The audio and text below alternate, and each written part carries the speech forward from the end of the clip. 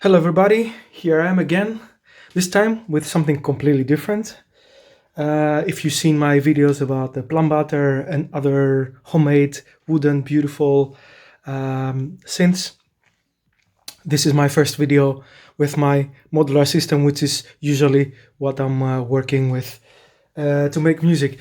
Why am I doing this video? I want to start a series of videos about how I work in order to compose a track. And usually I make ambient music, so it's all much more vague and much more free-flowing. But I've seen a video from my friend Robert with an amazing patch on the Zero Coast, and that inspired me to create something. I didn't know what, but when I heard it, I thought, whoa, this is very interesting. This is a crazy drum part where the Zero Coast is almost like a full drum machine with so many different sounds, and even like bass lines and melodies are inside, just a monophonic synth. Unbelievable. This is an unbelievable device to have. So I'm just gonna go through quickly about what's going on and in this track, and in the description below you can find the original patch from Robert and the track, the full track, mastered and mixed and properly placed online for you to enjoy at the highest quality possible. Right now I'm just gonna go through the patch. So as you can see, it's quite a complicated patch here on the Zero Coast. The result sounds like this.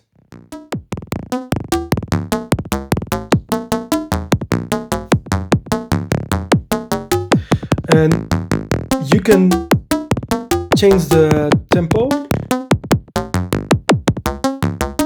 Yeah, I like this more.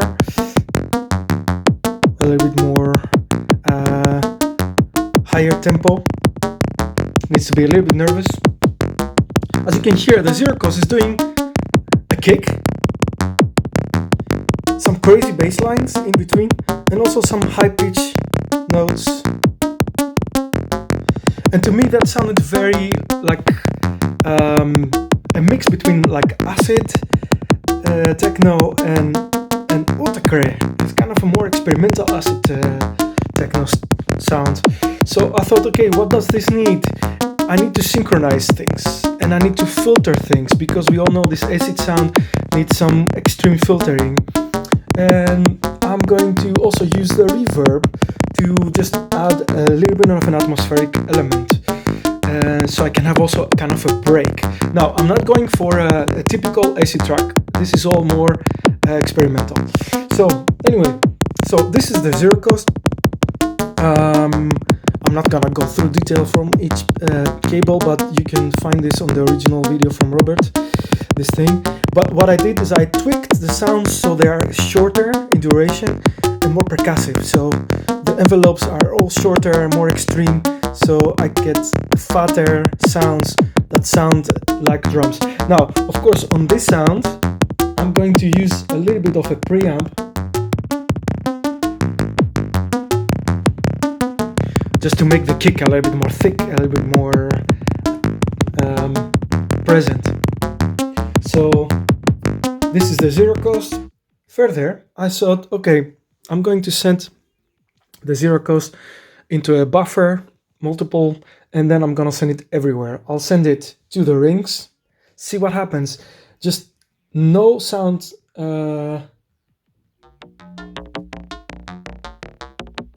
Exactly. So this is the Zero Coast going through the input of the rings.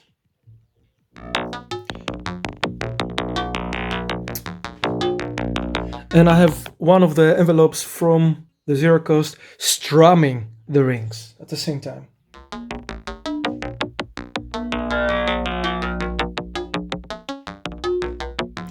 So for me, rings is somehow supporting with the melodic parts of this patch, and it gives it a little bit of a bass line. If I also put the preamp in here,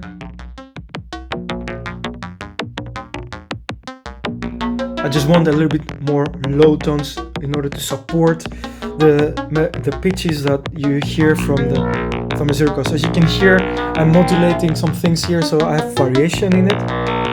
But these crazy pads, these crazy rhythms are already making things interesting in the ring, so I really don't have to do a lot here. Now, next, where is this going? Next, this is going, of course, I'm setting it straight to the mixer, and also in a delay that I decided actually I'm not gonna use because it's so complicated already, so rough that it didn't work. It didn't add anything. I also send it into Clouds. As you can see, it's connected here, but I also thought, well, Clouds is making things more confusing. In a very complicated patch, you shouldn't overload it with more stuff. Anyway, what it did work was, I thought, okay, Acid Techno filters. How can we make filters do weird stuff? Sending into the filter not a proper like audio from the zero coast. I'm sending the end of cycle from the slope envelope from the zero coast. So this is the input to the filter. That's the Vibrazoom filter. Now, then I'm modulating the hell out of it, and I'm modulating it with random CV, with LFO, and what's this, with the other envelope from the contour section here from the zero cost. And this is what sounds like.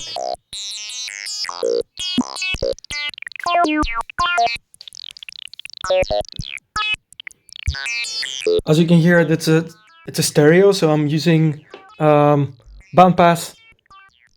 No, I'm just using two bandpasses, like two bandpass filters, but modulated in a different way, but they're panned left and right, so you get a crazy stereo image. Now, this sound is very throaty filter sound, which a lot of people like. I do not like it by itself. It sounds a little bit too funny for me, but in comparison with the rings, that's more like serious, playing more low frequencies. It's a beautiful combination. So this is the rings and the filter sat together.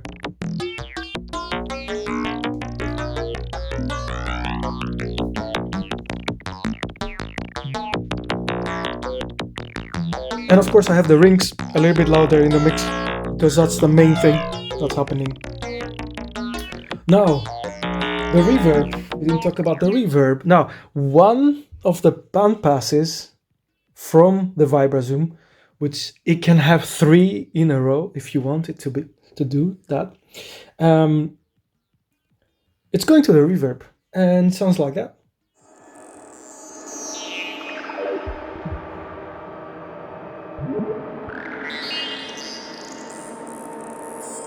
Already you can hear that the reverb is a kind of extreme position, so it's already kind of creating its own sounds in there. If I make it a little bit more normal, this is the reverb. Reverb is great to play with. So how I recorded the track was I actually played some of these modules by hand.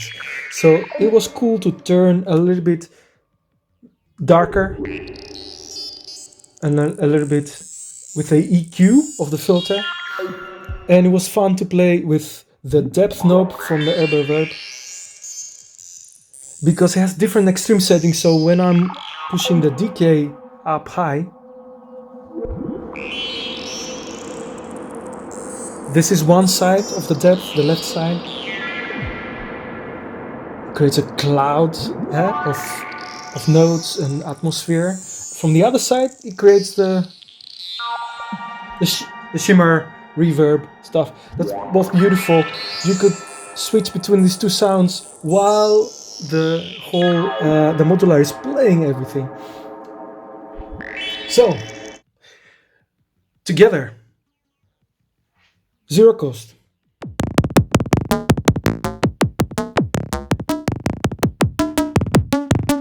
With the preamp.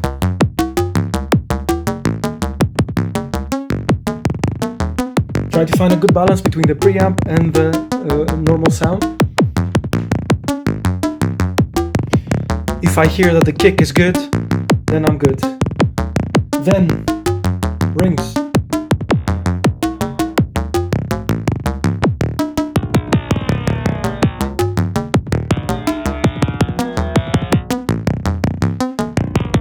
Rings needs also a little bit of preamp in there.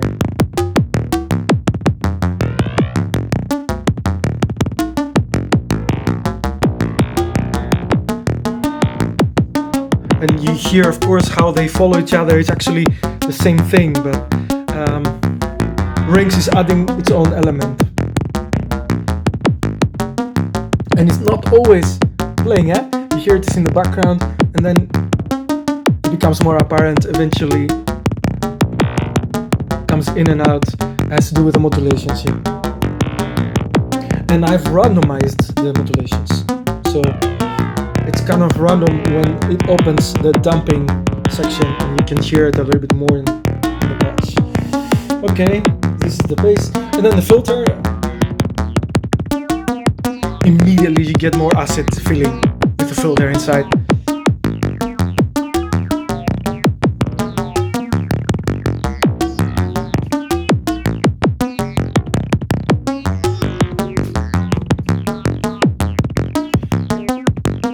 And the reverb.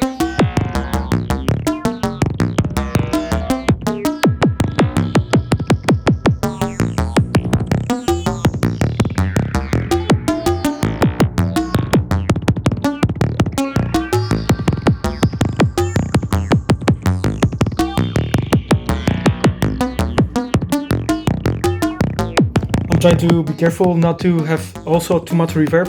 And of course, what's the most important right now is that, okay, your modular is playing everything like you want it to be. How are you going to record this? You could just record each module, each sound separately, and then mix it in the DAW, in the computer, and make it work exactly how you want it. Or try to perform this live with a mixer. I have an outboard here mixer on the right side, you don't see it. And I like to perform it live, and I did 2, 3, 4 times in order to get the feeling and practice a little bit what's the right things to do, what's the right things to tweak, and eventually I made the recording, the one performance that I found to be most balanced and more adventurous. And this is the one that I further mixed in my computer and mastered it and mixed it in the computer. Now, of course, what I did, of course, I started muting things in the mixer.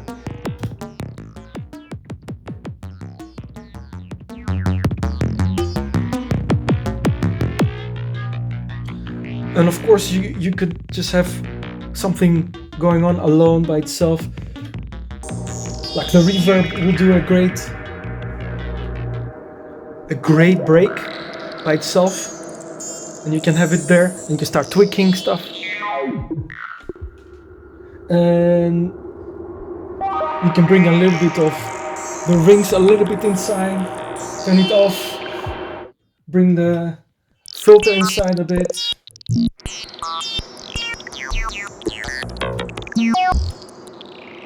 And whenever you're ready with a break, you could just, of course, just bring the main thing back in.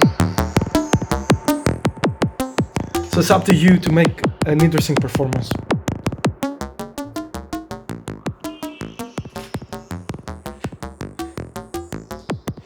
Now I repeat, I'm not going for a typical acid techno track which everything is very well produced. This is a modular acid techno thing. So I'm embracing the nature of this instrument.